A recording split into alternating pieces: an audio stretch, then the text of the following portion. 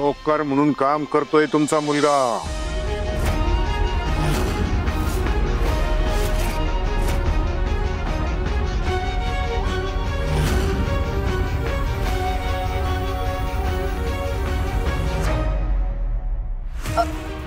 आम्ही बऱ्याचदा हकलायचा प्रयत्न पण केला, पण ही जातात कुठं?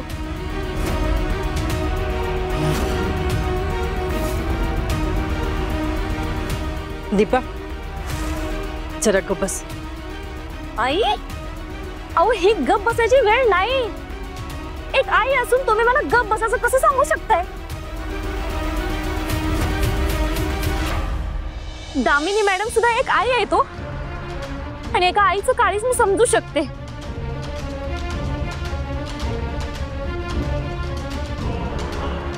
त्यांना कळलं पाहिजे की त्यांचा मुलगा इथे नोकरासारखा राहतोय.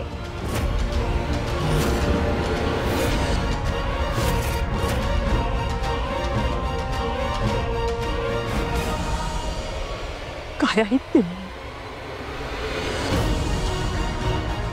स्वतःला समाजसेवक म्हणवणारे, शिक्षण महर्षी म्हणवणारे अशा दीड दमडीच्या माणसाने तुला तुझी सेवा करायला येतं तुला?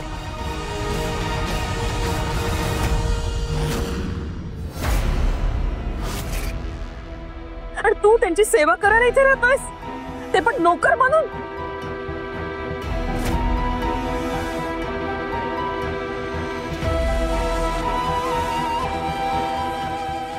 दामिनी मुजुमदारच्या मुलाला तुम्ही नोकर म्हणून ठेवलंय.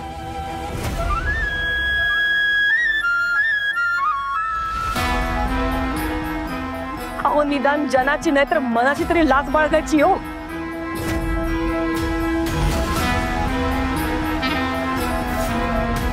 ती आता आमची बरोबरी करण्यासाठी तीही विकून खाल्लीत.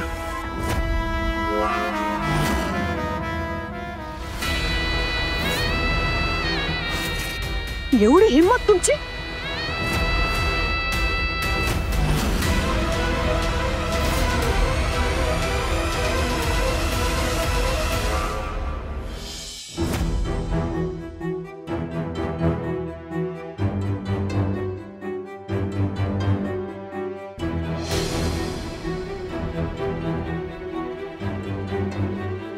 नीता, अगं हिचं ताप कमी व्हायचं नावच घेत नाहीये, उलट वाढतच चाललाय. आता सगळे प्रयत्न करून झाले की ग, आता अजून काय? ताई, मला तर वेगळंच टेन्शन आलं. तिथं सावीच्या घरी काय चाललं असेल ना, ह्याचाच सारखा विचार येतोय. आणि आतापर्यंत सगळ्यांना कळलं असेल की धैर्य भाऊजी सावीच्याच घरी होते म्हणून. हो ना ग.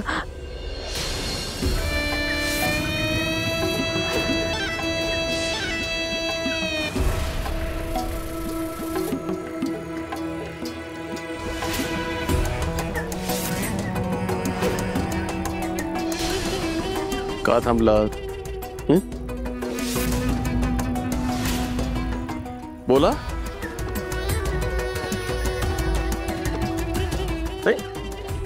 मला पण कळू दे की तुमचा काय विषय चालला होता ते. बोला.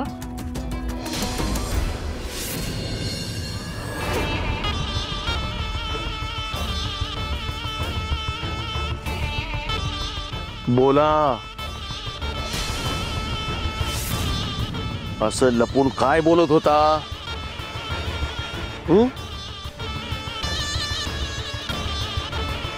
काय बोलत होतात?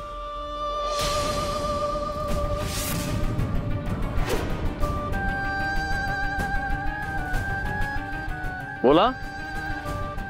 अहो मामा, अहो बघा ना, आपल्या हिऱ्याच्या काळजीबद्दलच बोलत होतो. हो ना, ताप कमी व्हायचं नावच घेत नाहीये. केवढा ताप आहे तिला. धैर्य भाऊजी नाहीयेत तर हिचा ताप वाढतच चाललाय.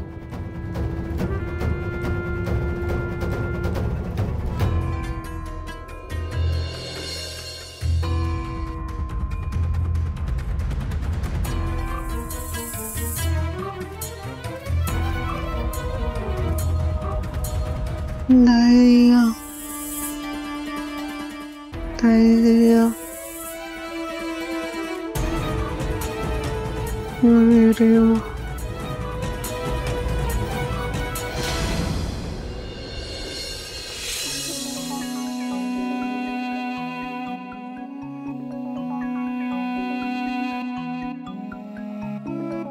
हिरा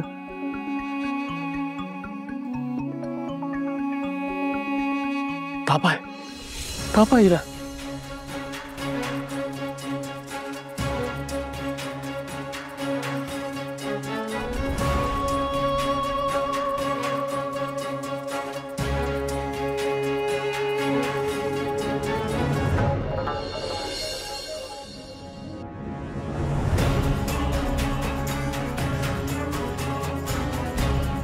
खुरी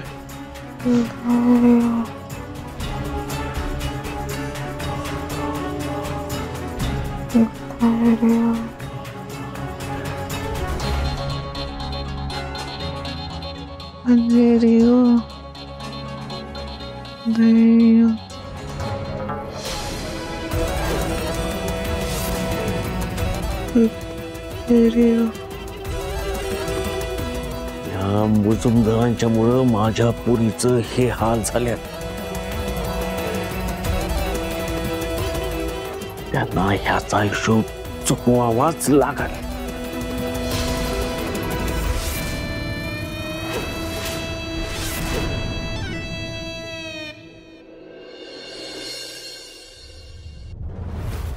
दामिनी मॅडम तुम्ही सावे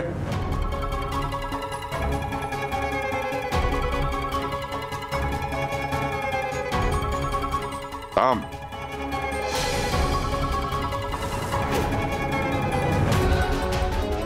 यांच्या समोर आपली बाजू मांडण्याची किंवा स्पष्टीकरण द्यायची काही गरज नाही.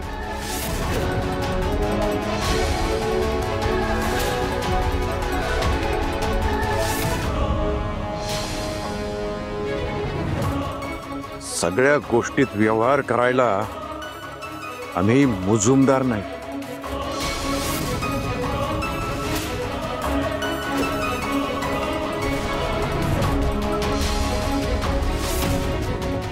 कसं आहे लाजेबद्दल म्हणत असाल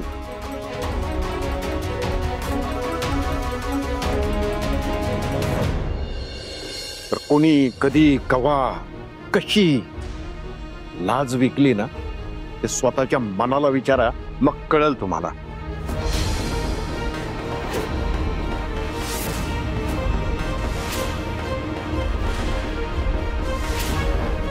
अरे हो आम्हाला दोष देण्यापेक्षा आपल्या चिरंजीवांना विचारा.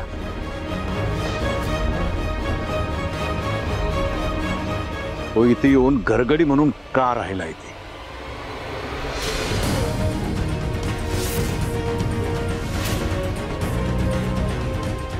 आम्ही काय त्याला येथे येऊन राहायची जबरदस्ती केलेली नाही.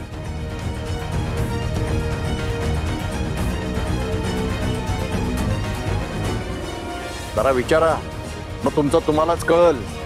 आम्ही बोलवलेलं नाही तर तो स्वतःहून स्वखुशीने इथं आलेला आहे.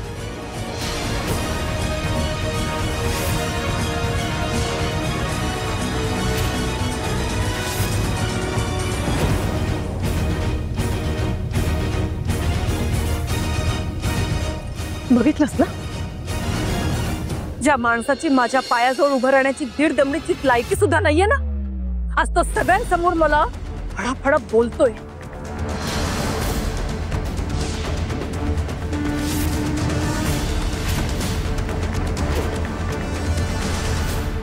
त्याने कायम मला पाण्यात बघितलंय.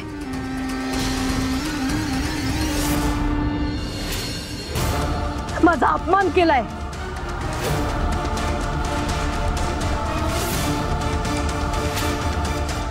आपली बरोबरी करता आली नाही म्हणून सतत जळत राहिला आपल्यावर.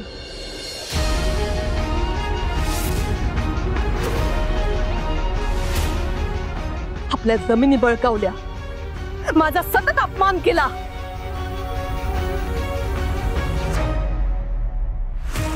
तरी सुद्धा तू यांच्याच घरी नोकर म्हणून राहिलास.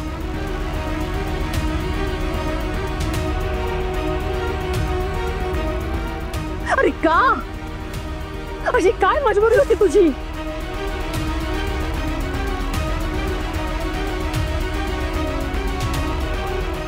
बोल.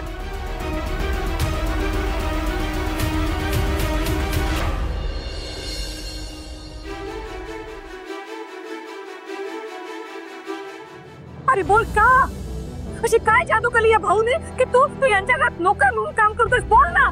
आई तू तू प्लीज शांत हो.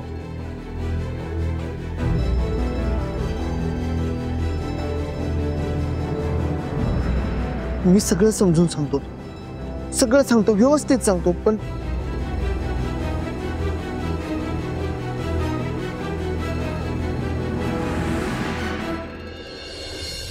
आधी आधी इथनं चल तू चल.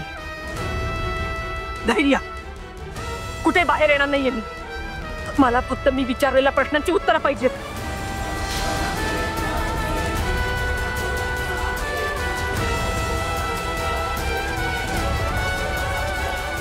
सांग मला तू इथे का थांबलायस? या भाऊने तुला काय सांगितलं आणि ते कामाला ठेवलंय?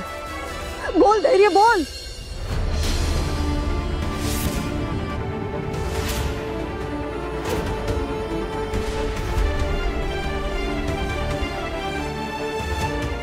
दामिनी मॅडम सॉरी पण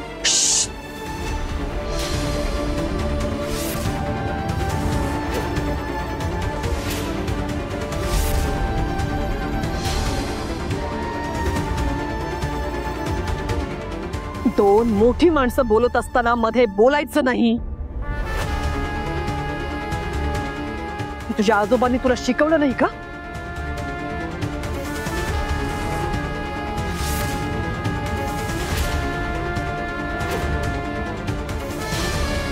शांत बसायचं.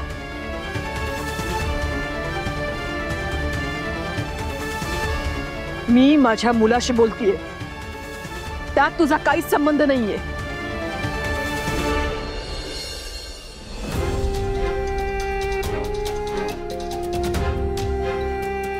माझा मुलगा आणि मी काय ते बघून घेऊ.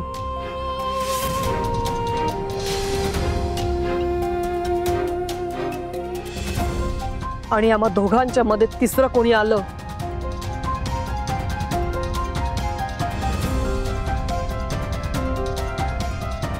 तर ते मी सहन करणार नाही.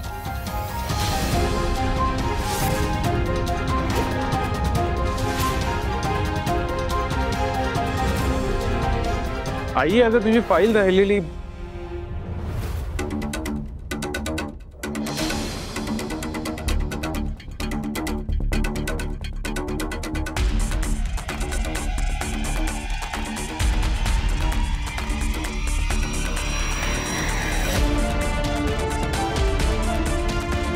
तो या अरे तू तू इथं आहेस?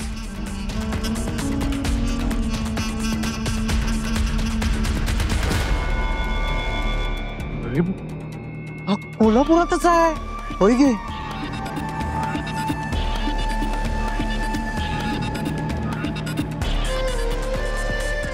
आणि हे काय नोकरासारखे कपडे घातले?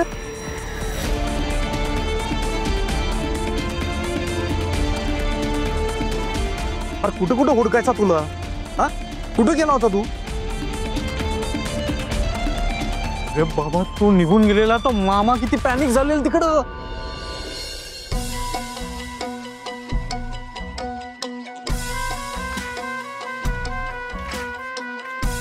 तुझ्या नावाची मिसिंग कंप्लेंट द्यायला निघालेला पोलीस स्टेशनात.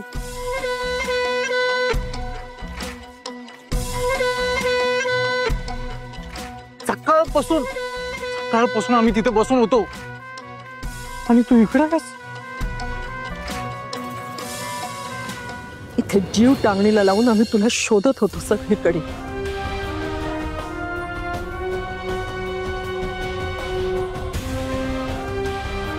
आणि हा इथे भाऊराव नाईकांच्या घरी नोकर म्हणून त्यांची सेवा करतोय.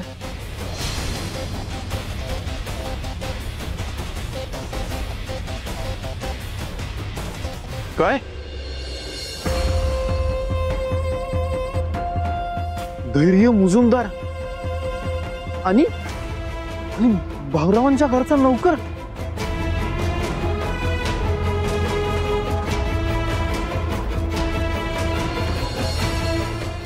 पैकी नौकर. अरे एवढी वाईट वेळ आली का आपल्यावर?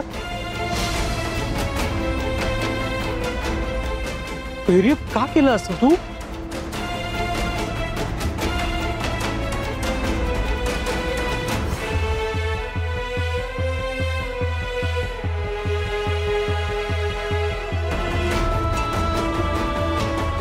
आई, इथं थांबण्यासाठी मला कोणी जबरदस्ती केलेली नाहीये.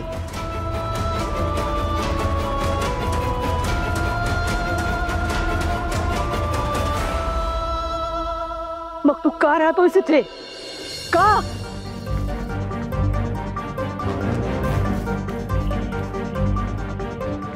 काय नाईलाज आहे तुझा असा? खरं सांग धैर्य, मला खरं ऐकायचंय.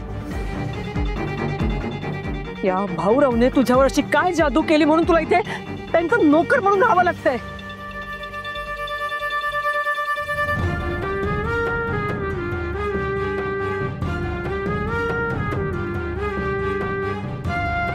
बोल धैर्य. धैर्य मुजुमदार, हिम्मत असेल तर आपल्या आई समोर कबूल करा.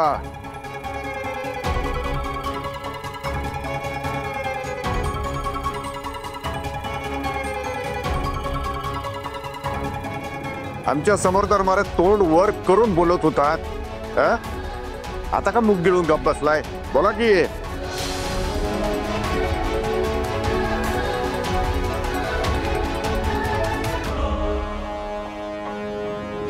धैर्य काय असेल ते मला सांग. तू का राहिलास इथे? बोल धैर्य.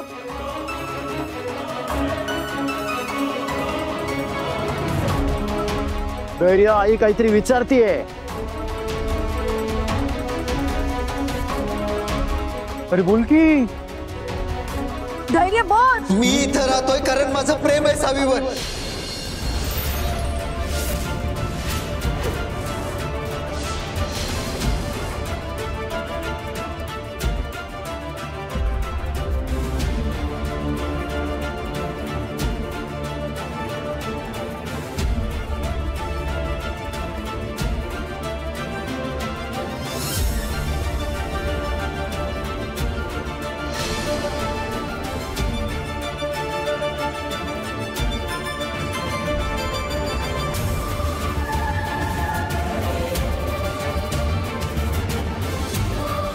इतकं प्रेम की त्यांच्याशिवाय जगायचा विचारही नाही करू शकत मी. इतकं प्रेम की त्यांच्याशिवाय मला दुसरं कोणी दिसतच नाही.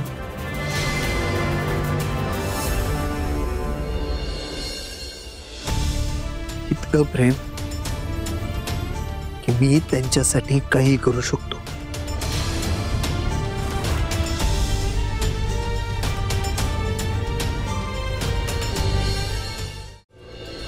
आयुष्यभर त्यांच्या घरात घरगडी म्हणून राहू शकतो.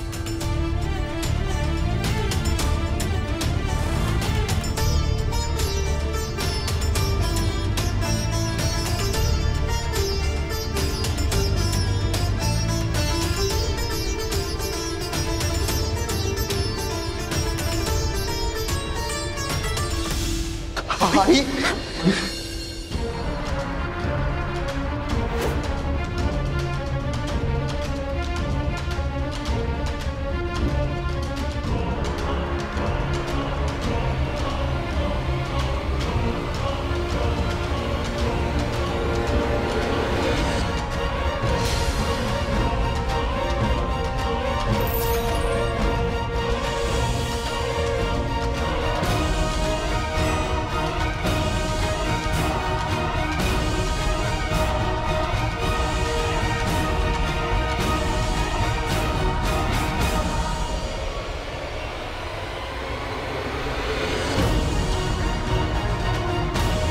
बघितलं साई, मला वाटलंच होतं असं काहीतरी होणार आहे.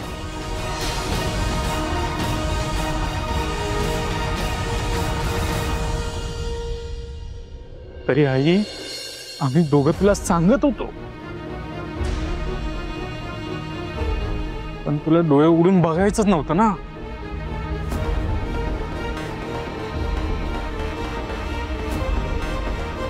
तुझा विश्वास होता ना हिच्यावर. बघ चांगलीच परतफेड केली आहे तुझ्या विश्वासाची.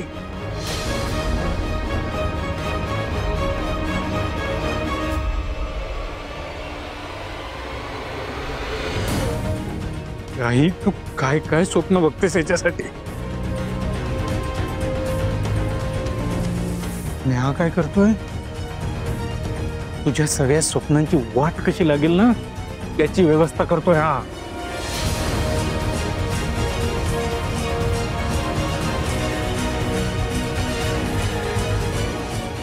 गाई जी पोरगी तुझा अपमान करते, जिचं नाव पण घेतलेलं तुला चालत नाही, त्याच पोरगीवर प्रेम करायला लागलाय हा.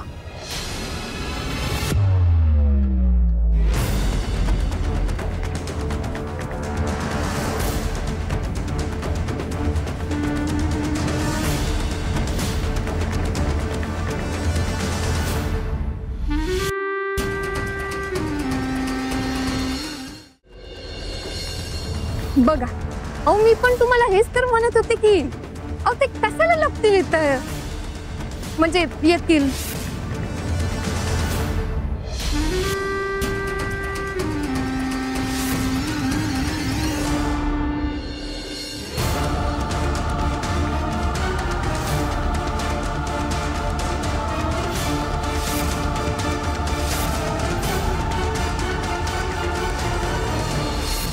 हल्ली तू काहीच कळवत नाही, काही बोलत नाहीस, ना बिझनेसचं ना पर्सनल. नाही, मुळात असं काही नाहीच आहे. म्हणजे बिझनेसचंही एकदम ओके चाललंय आणि पर्सनलही सगळं ओके चाललंय.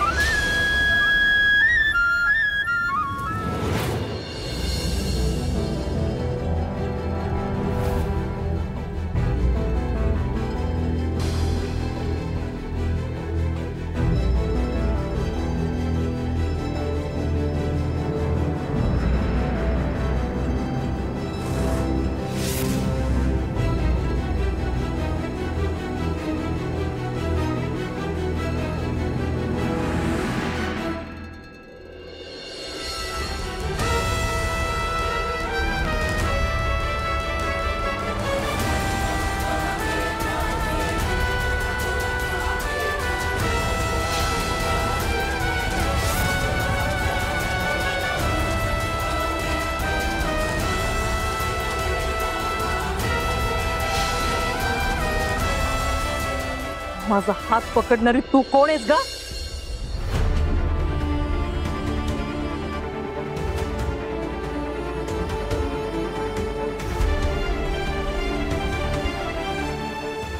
माझा आणि माझ्या मुलाचा प्रश्न आहे.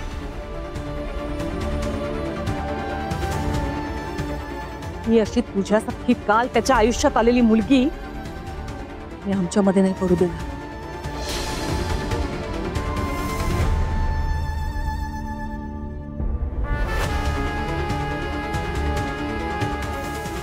आणि जर आमच्या दोघांच्या मध्ये येण्याचा कोणी प्रयत्न केला ना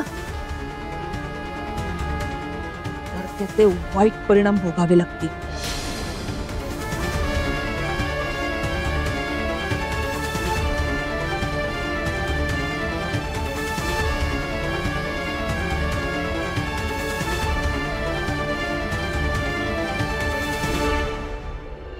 प्रेम करताना अक्कल काय गहाण ठेवली होतीस? हे सगळं करताना लाज नाही वाटली तुला? आणि अख्ख्या कोल्हापुरात तुला हीच मुलगी सापडली प्रेम करायला?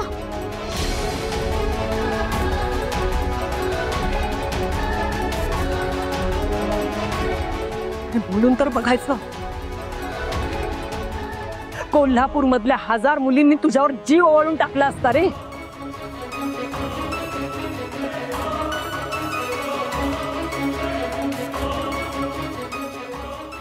आणि तुला ही सापडली.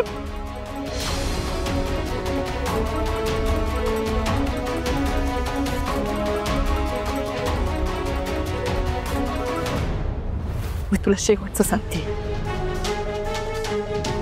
ही असली मुलगी मुजुमदारांच्या घरात सून म्हणून येणार नाही.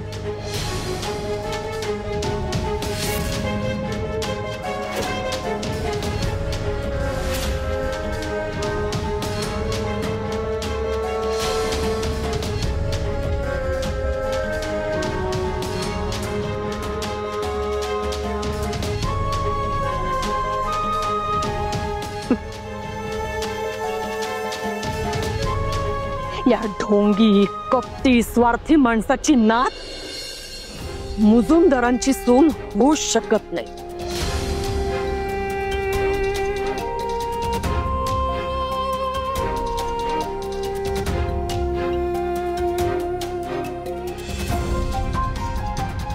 कसलेही संस्कार नसलेली स्वतःच खरं करणारी अतिशहाणी ही मुलगी हीच तुला सापडली प्रेमासाठी. बस दामिनी मुजुमदार,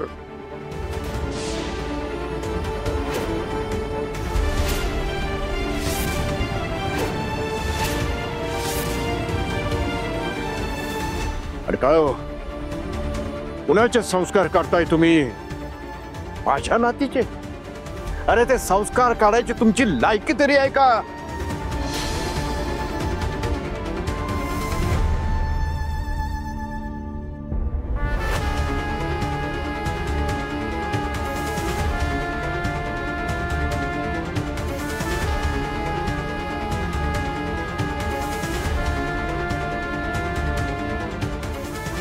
मुळात संस्कार कशाला म्हणतात हेच मुजुमदारांना माहित नाही. उगाच मला जास्त बोलायला लावू नका.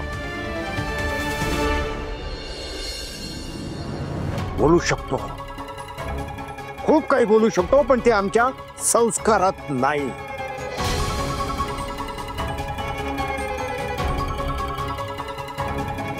असो, एकच सांगतो,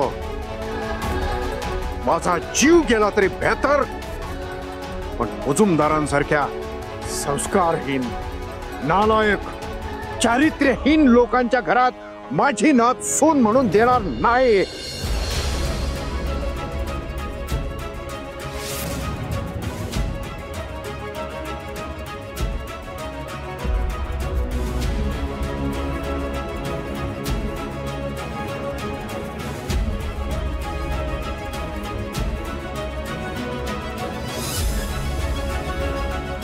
बघितलंस ना,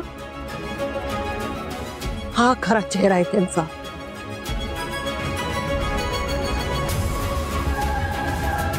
मी चांगलंच ओळखते यांना. श्रीमंत मुलांना नादी लावायचं आणि मग सगळी त्यांची प्रॉपर्टी आपल्या नावावर करून घ्यायची, हेच धंदे आहेत यांचे.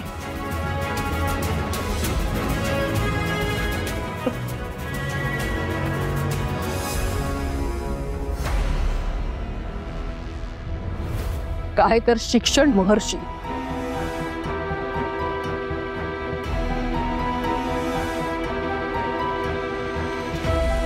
मला शिक्षणाची आवड आहे. ही सगळी नाटकं आहेत यांची, नाटकं. यांचं खरं रूप ना हे जे आत्ता येते.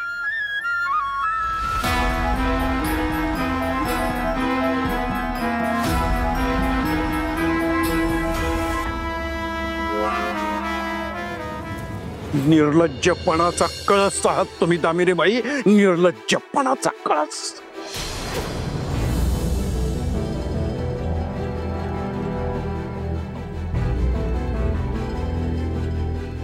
तुमच्याशी बोलणं म्हणजे स्वतःचा अपमान करून घेण्यासारखं आहे.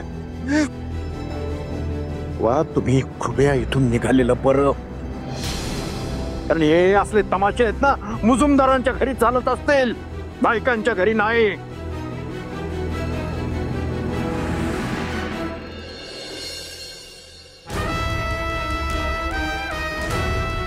या घरात सरस्वतीचा वास आहे. तेव्हा आपल्या पोराला घ्या आणि निघा इथनं.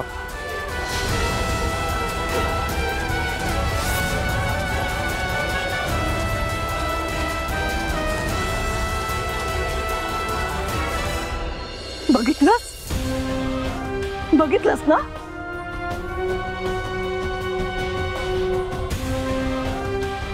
त्यांच्या मनामध्ये आपल्याबद्दल किती द्वेष आहे, किती कचरा आहे, दिसतोय ना तुला?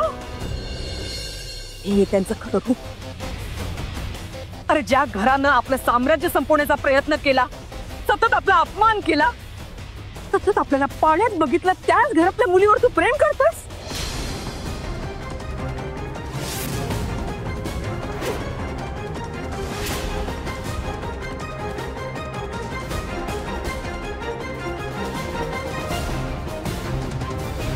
हो,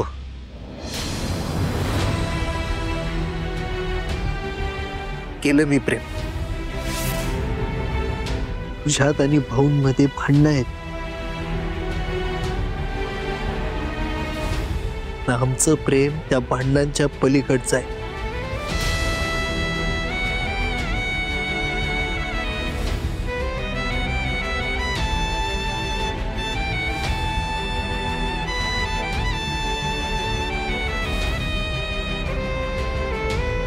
आणि त्या प्रेमासाठी मी काही करू शकतो.